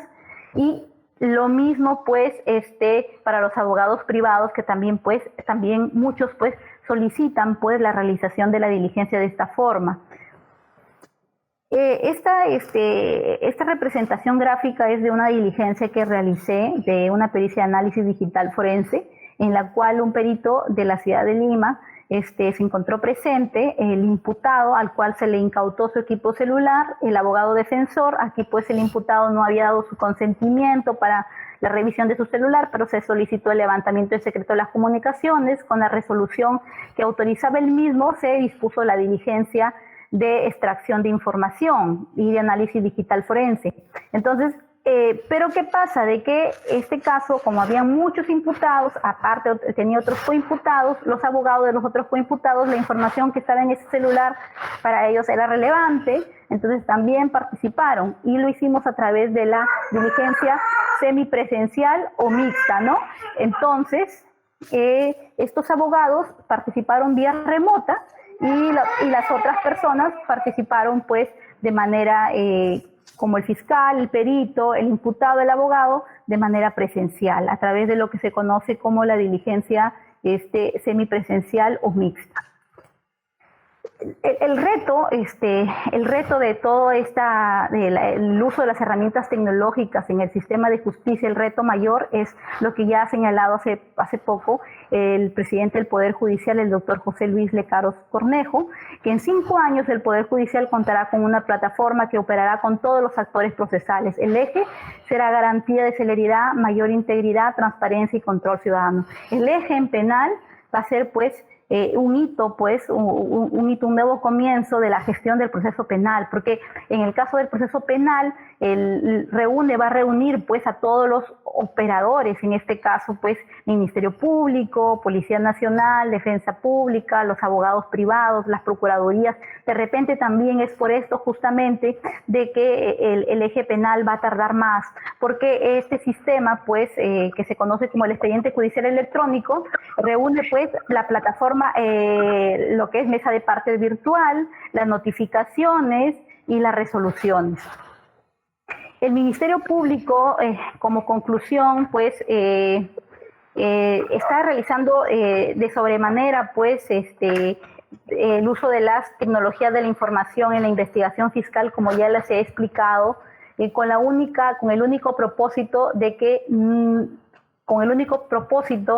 que se acceda al sistema, al servicio fiscal, ¿no? Y se ha tenido como premisa que la justicia no puede parar. La justicia no ha parado en el Ministerio Público, se continúa con las investigaciones y se ha dado prioridad a las personas que se encuentran privadas de su libertad, así como también a las pretensiones de reivindicación, de justicia de la parte agraviada. Eso es todo, muchas gracias. A ver, acá hay una pregunta Henry Aliaga dice, en el protocolo que menciona, ¿existe algún dispositivo que faculte a los asistentes en función fiscal a tomar declaraciones sin la presencia del fiscal? ¿Se graba el acto de investigación de la toma de declaración? Vamos por la parte. No, justamente eso fue el debate, varios colegas indicaban, ¿no? La delegación, pero los actos de investigación como una declaración los practica el fiscal. Entonces, se ha consignado en el protocolo que de manera excepcional, y cuando el caso lo requiera, entonces es el asistente en función fiscal quien va a coadyuvar, pero no es que lo va a reemplazar al fiscal, no es que va a tomar la declaración. En todo caso, justamente, habían posiciones encontradas, otros que indicaban que podía hacerlo el asistente en función fiscal. Sin embargo, la posición mayoritaria, y tenían sus fundamentos, ¿no? La posición mayoritaria se optó de que de manera excepcional el asistente en función fiscal podía participar en la diligencia. En el caso, por la práctica que yo vengo realizando desde mayo, la primera diligencia de vía remota, acto de investigación fiscal, el asistente en función fiscal sí ha participado, pero ha participado para ayudarme a redactar el acta inicialmente, ha participado para darme cuenta de que sí se han notificado a todos los participantes, incluso últimamente está ingresando también al enlace que él mismo crea, porque él es el que se ha encargado de crear en la agenda las diligencias, el enlace le envía a las partes, coordina con las partes y ingresa con la finalidad de poder darme información respecto a la notificación de todos, porque a veces pues los abogados indican de que no les ha llegado el enlace, o se generan otras incidencias que requieren pues la participación del asistente en función fiscal, pero no es algo imprescindible. Hay casos en los cuales el asistente no es necesario que participe. También dice acá, ¿se graba el acto de investigación de la toma de declaración? Sí, lo vuelvo a repetir. El Google Meet tiene esa posibilidad, que nosotros tenemos en el Google Meet lo que se conoce como el Drive o la nube, y automáticamente, por ejemplo, aquí grabó la diligencia la moderadora, y ella grabó la diligencia, ella creó la diligencia a su correo de Gmail. Dentro de unos minutos que termina esta conferencia, le va a llegar la grabación de lo que se ha dado el día de hoy. Le va a llegar la grabación. Entonces, se graba justamente la diligencia, sí la estamos grabando. La parte que ha brindado su declaración puede pedir el video de la Fiscalía para probar que su declaración no ha sido tomada de manera correcta. A ver, justamente esto es lo que generan, pues, los problemas que generan el uso de las tecnologías de la información, ¿no? Que varios van a cuestionar de que de repente ha habido alguna omisión o se ha incumplido alguna forma procesal o algún exceso en la diligencia. Entonces van a pedir la declaración, la declaración, el video, donde con ello se va a sacar cualquier duda respecto a la forma como y el contenido de la misma. En el protocolo se ha establecido que prima el acta. Lo que va a primar es el acta fiscal. Por eso es que existen tantos precintos de seguridad que ustedes han podido escuchar respecto al cuando se lectura el acta, se comparte el acta. Asimismo, las partes tienen 10 minutos para poderla leerla cuando se comparte la misma, y dan la conformidad a través del chat. Sin embargo, como esto queda grabado y se anexa a la carpeta fiscal, en el caso de que el abogado lo solicite, no hay ningún problema de entregarlo. No hay ningún problema de entregarlo. Yo he entregado varios videos que los abogados me han enviado, los he compartido, porque incluso uno puede compartir de la nube información con otro correo de Gmail. Lo que sí hay que tener en cuenta es que, a diferencia del juicio oral, la investigación es de carácter reservada. Y al ser de carácter reservada, las partes solamente pueden conocer las actuaciones y no las pueden divulgar, y eso incluso hay una sanción para los abogados de que podrían de repente ese video reproducirlo en algún medio periodístico o hacerlo público. Eso no podrían hacerlo, eso tiene que quedar establecido. Acá hay otra pregunta también. Henry Aliaga hace otra pregunta. ¿Las declaraciones que se toman incumpliendo los dispositivos del protocolo se transforman en prueba irregular en sus consecuencias? ¿Dicho protocolo establece algún tipo de sanción para los fiscales que incumplan sus medidas? No establece. A ver, ¿los protocolos qué son? Los protocolos son lineamientos del procedimiento respecto a algún tema, al desarrollo de algún tema. No tienen un carácter de ley, no tienen una fuerza de ley.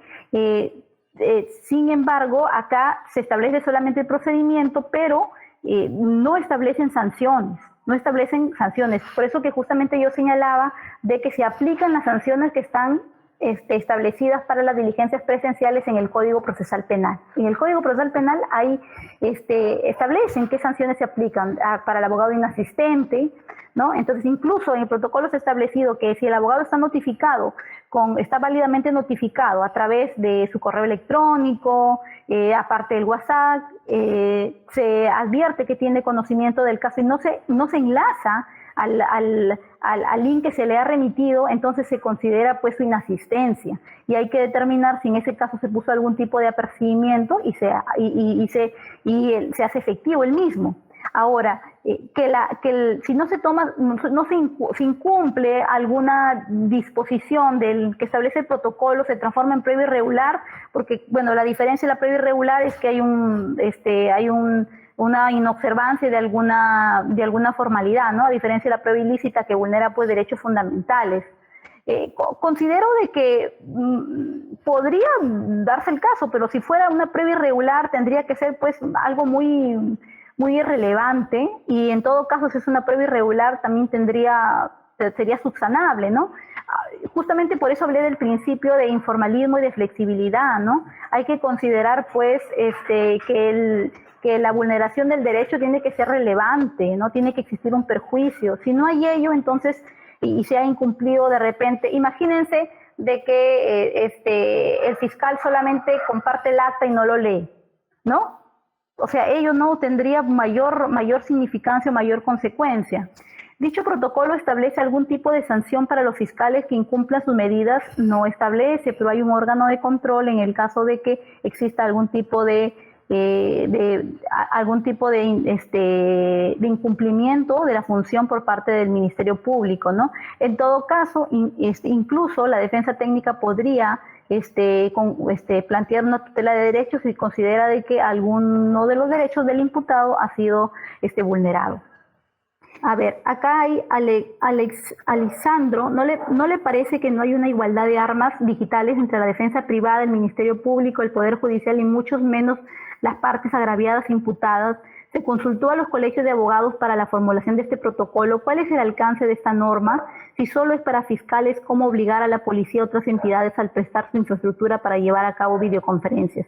Sí, a ver, este tema es un tema interinstitucional. Incluso en Lima se emitió un protocolo, hay un protocolo del uso de las herramientas tecnológicas para la investigación preliminar en los distritos fiscales de Lima, Lima Sur, Lima Este, Lima Norte, Lima Noroeste, el Callao, de aplicación excepcional durante el estado de emergencia. ¿Quiénes firman este documento? Como les hablé, es interinstitucional, lo firma el Poder Judicial, Ministerio Público, Defensa Pública, que están la Policía Nacional, ¿no? Entonces están las diferentes entidades con la finalidad, en este caso este protocolo de Lima, que incluso la Fiscalía de la Nación ha señalado que puede ser utilizado a nivel nacional para todos los distritos fiscales, tiene ciertas limitaciones. Lo que pasa es que en Lima, como el Código Procesal Penal no se está implementando recién, solamente se hace solamente se refiere o se regula respecto más que todo a las diligencias en el turno fiscal, ¿no? Entonces el protocolo del Distrito Fiscal del Santa considero de que es mucho más amplio. Y sí es que se ha corrido traslado, justamente este protocolo del Distrito Fiscal del Santa todavía no ha sido aprobado por la Presidencia y la Junta de Fiscales. Ha sido en una reunión de todos los fiscales de este distrito, lo que ha sido es legitimado, porque ha sido aprobado, pero el órgano que le corresponde, porque las resoluciones de la FN establecen que cada presidencia de la Junta de Fiscales está en la facultad de poder aprobar su protocolo. Entonces, lo que se ha hecho acá es que Presidencia ha corrido traslado a la Defensoría Pública, ha corrido traslado al Poder Judicial, a la Policía Nacional, a los colegios de abogados, y son ellos que se les ha dado un plazo para que ellos puedan hacer sus observaciones y poder pues consolidar una sola idea.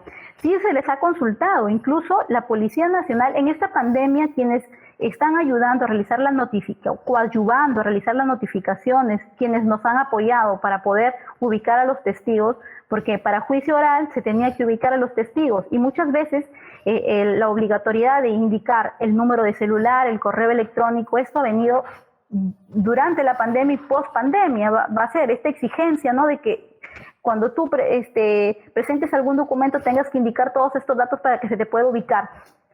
Entonces, tengas que señalar todos estos datos para que se te pueda ubicar. Entonces, sí se ha coordinado con todos ellos y incluso en el caso del Centro de Emergencia Mujer, que es del Ministerio de la Mujer y Poblaciones Vulnerables, ellos son los que han promovido esta coordinación. Acá hay otra pregunta de Paulo Flores. Doctora, buenas noches. Ahora que determinadas diligencias serán virtuales, ¿por qué no se permite a las partes tener un registro en copia de la misma? Esto evitaría tener que pedirlo en otra solicitud. Mire, ¿qué diligencias virtuales? Como ya les he señalado, o sea, no se ha establecido en el protocolo, ni en el protocolo de Lima, ni en el protocolo del Santa se ha establecido. Estas diligencias van a ser netamente virtuales. Lo que se ha establecido es, primero, se va a hacer un análisis preliminar del caso. Y en ese análisis del caso se va a establecer qué diligencias puede ser que todas las diligencias de ese caso se lleven a cabo mediante el medio tecnológico, la herramienta tecnológica, o puede ser que 2 o 3 o 4 o una diligencia se lleve a cabo, o puede ser que ninguna se lleve a cabo. Porque si estamos ante un caso pues complejo, un caso sensible, en donde se tenga que recibir pues la declaración de un menor víctima de violación sexual, se va a tener que hacer una prueba anticipada, una entrevista en cámara GS. Entonces lo único que ahí se van a tomar todas las garantías de bioseguridad para no podernos contagiar del COVID. No se va a poder hacer una diligencia. Entonces, en la mayoría de casos van a ser para delitos pues menores, investigaciones que no revistan mayor complejidad. ¿Por qué no se permite a las partes tener un registro de la copia de las mismas? Sí, a ver, hay, por ejemplo, en Trujillo hay diferentes posiciones en Lima. Incluso lo que tengo conocimiento es que en las fiscalías de crimen organizado o las fiscalías anticorrupción o las fiscalías especializadas no están permitiendo entregar la copia de las mismas, ¿no? Debido a que son casos, pues, casos muy de cobertura nacional en los cuales, como ya les he señalado, la investigación es reservada y solamente las partes la pueden obtener. Entonces, esa información podría, pues, salir a los medios de comunicación social y, pues, ser tergiversado, porque incluso, pues, una copia de una grabación podría ser editada, podría ser malinterpretada y traería, pues, efectos, pues, extraproceso nocivos, ¿no? Incluso podría traer efectos intraproceso. Entonces, por eso considero que hay cierta renuencia a que en algunos distritos fiscales y fiscalías específicamente no estén entregando, no estén ni siquiera están grabando la diligencia. En el caso de nosotros, de las fiscalías penales comunes, sí lo estamos grabando. Y si el abogado lo solicita, se le entrega al abogado el video, se le entrega sin mayor problema, incluso si la parte agraviada lo ha solicitado, porque en algunos casos la parte agraviada ha solicitado el video. Ahora, ¿eso podría dar mérito a una tutela de derechos? El derecho de defensa es dentro del derecho de defensa y el derecho a probar, ¿no? El derecho a conocer, a controvertir la prueba. Entonces, podría dar lugar que no se le entregue, pues, el video, si es que se ha grabado, existe un video y está en una carpeta fiscal, sí, porque las partes tienen derecho a conocer, pero eso ya lo decidirá un juez en su caso, ¿no? En la práctica de nosotros, como sí lo estamos haciendo. Esto evitaría que pedirlo en otra solicitud, claro, podría pedirse, pues, en una tutela de derechos. El Ministerio Público no ha evaluado tener un sistema mediante el cual se tenga acceso a la información para las partes.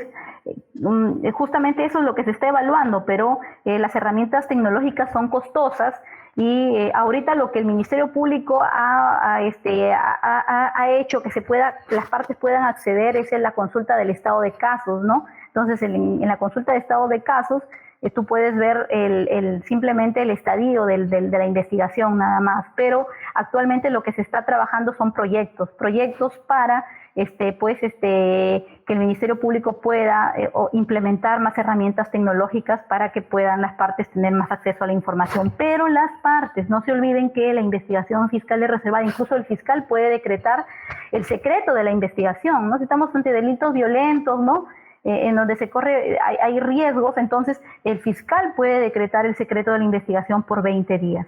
Otro hecho importante y que otra problemática que ha traído, pues, esto de la realización de las diligencias vía remota es que muchos señalan, ¿qué pasa si el testigo que declaró vía remota llega a la etapa estelar del proceso penal, el juicio oral, y ese testigo no se presenta? Ese testigo no se presenta al juicio oral, ¿no? No se presenta y de repente está de viaje o otra de las causales que establece el 383 del Código Procesal Penal.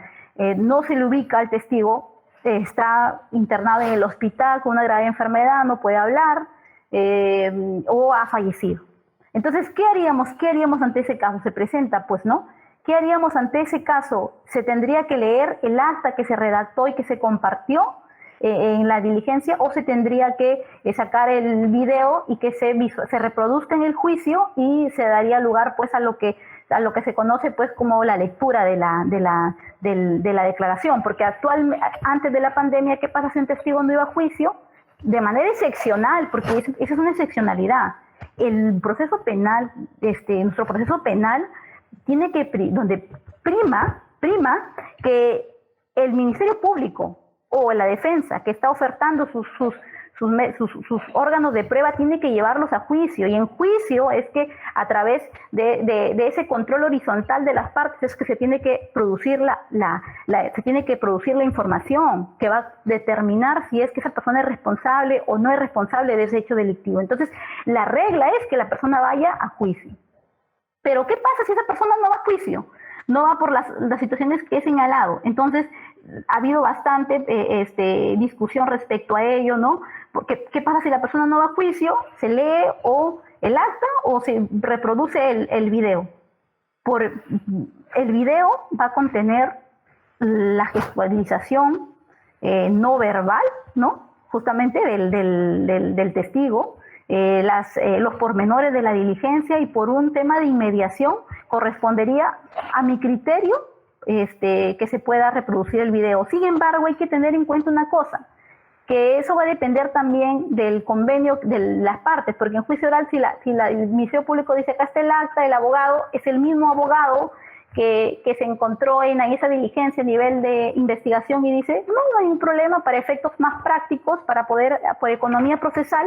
Ustedes saben que si yo ahorita comparto un video, muchas veces, pues, al momento de compartir un video, si bien es cierto, se reproduce, pero no de igual manera, no de igual manera como si estaríamos, pues, de repente, sería solamente estaría mi persona y de repente 2 o 3, ¿no? Entonces, además de ello, de que el Poder Judicial por día está teniendo, por ejemplo, acá en la Corte del Santa, como 15 audiencias diarias, aproximadamente. Entonces, todo ello recarga, pues, la banda de Internet. Entonces, restringe, pues, la fluidez de la misma, y que pueda, pues, este video de repente no reproducirse de una manera efectiva. Sí se podría hacer, no hay ninguna restricción de que se reproduzca el video siempre y cuando se den esas causales del 383 del Código Procesal Penal, ¿no? Y además de eso también se podría utilizar el acta. Acá hay otra pregunta de Ignacio Rojas Vera. Doctora, al compartirse un acta mediante el MIC, ¿puede que se pueda filtrar por los participantes? ¿Qué medidas se puede optar para garantizar la reserva de la investigación? Esa es una buena pregunta, me parece. Las medidas que se pueden optar, considero yo que hay que dejar las reglas claras. La investigación es reservada y eso tiene que ser. Y las sanciones, de que si esa información va a ser divulgada, porque la investigación tiene ese carácter de conocimiento solamente de las partes, se va, pues, remitir las copias al colegio de abogados que correspondan a los abogados y se acredita que ellos lo han remitido. Incluso se podría hasta subrogar a la defensa. Por eso prima mucho el principio de buena fe, de lealtad procesal. Va a depender mucho de todos los operadores que que la utilización de esta aplicación como este sistema de videoconferencia que es el Google Meet nos siga sirviendo o se venga abajo. Eso va a ser importante, es eso, la buena fe. La buena fe. Miren, yo estuve un tiempo he ido 2 veces a Santiago de Chile a ver los juicios, la última vez que fui fue hace como 4 años, 5 años. Antes de eso yo he sido defensora pública, he ido por el CEJA, y me quedaba asombrada del nivel que ellos tenían en lo que es la litigación oral, ¿no? Esa fluidez del interrogatorio directo y del contrainterrogatorio. Entonces, los juicios, se terminaban en un solo día ahí. El juicio inicia y el juicio termina ese día. O sea, ellos no que lo reprograman la sesión para después, no. Mientras ese juicio no termine, no aperturan otro. Y también, ¿qué pasa? Que no todos los casos van a juicio. Van los casos que correspondan. Entonces, los abogados, si es que el caso no hay elementos para poder cuestionar ese caso, para poder rebatir esa condena, llegan a salidas alternativas, a medios de simplificación procesal. Entonces, ¿qué pasa? De que si un fiscal así me indicaban allá, si un fiscal va a decir una cosa que no es, o un abogado de la defensa, está muerto para los otros casos. Es que lo que pasa es que la palabra te da credibilidad. Entonces, si en el modelo procesal penal, cuando uno va a audiencia, uno no le enseña la carpeta al fiscal al juez. Excepcionalmente el juez pide la carpeta para leerlo. Uno dice, en el elemento de convicción número 1, declaración del señor tal, señaló que él observó cuando le clavaron el cuchillo al agraviado y además un día antes le dijo que lo iba a matar.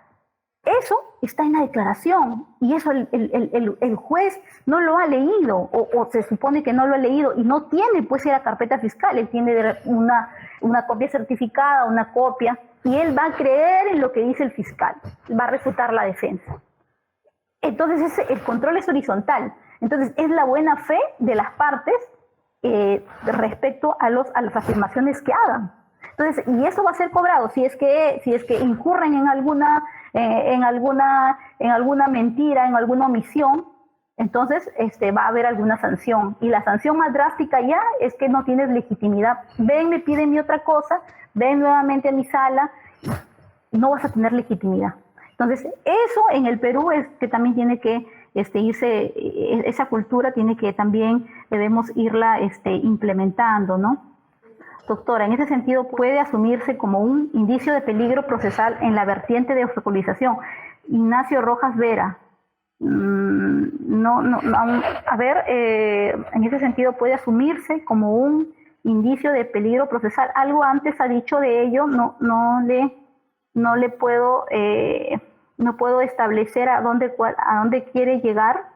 Allá, doctora, compartir una acta puede filtrarse de localización allá. A ver, ¿qué pasa? Si esta persona filtra el acta, entiendo la pregunta, filtra el acta del acto de investigación remoto y después se puede determinar de que se puede considerar un indicio de peligro procesal en la vertiente de obstaculización procesal.